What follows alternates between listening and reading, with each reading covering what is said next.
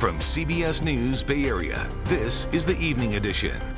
Well, good evening. I'm Ryan Yamamoto. San Francisco police swarmed it into a city park and broke up an illegal drug market, making dozens of arrests overnight in Jefferson Square Park. That area had become known as Zombie Park because of its reputation as a haven for drugs and illegal vending.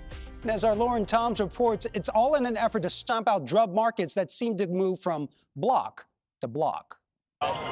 Got about 15, 20 people walking down towards Laguna on Eddie. Just after 11 p.m. Wednesday night, dozens of law enforcement officers descended upon Jefferson Square Park, a typically quiet park perched atop the city's Western Addition neighborhood that has recently become a hotbed for overnight drug use and sales.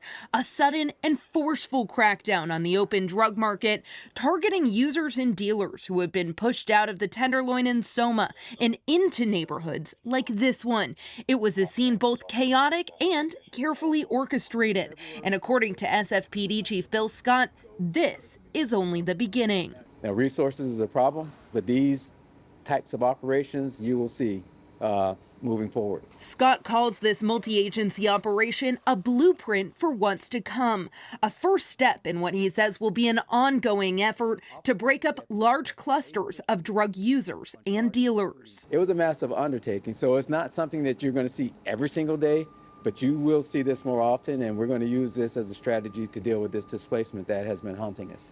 In total, 86 people were arrested, facing charges from felony drug sales to misdemeanors of drug paraphernalia possession, loitering, and being in the park after hours.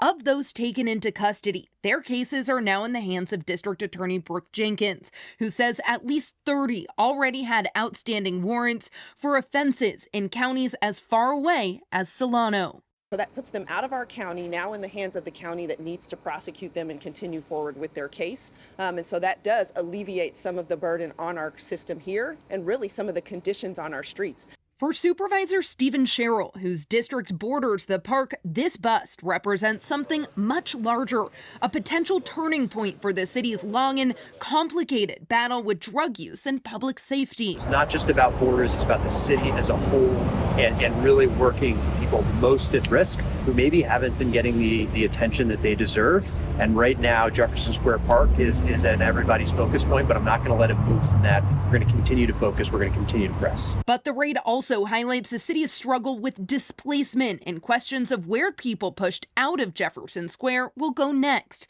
Supervisor Bilal Mahmood, who represents Jefferson Square and the Tenderloin, says it's a pressure campaign and coordination with City Hall that he believes will dissolve the open-air drug market. Once you have a sting operations, once you have the severe crackdowns, you need to have ambassadors to hold the fort, and that's what we're advocating for. And for Scott, the goal is more than returning a park back to residents of the city. It's sending a message that open drug use and dealing is over, a message meant for those arrested and residents watching from their windows.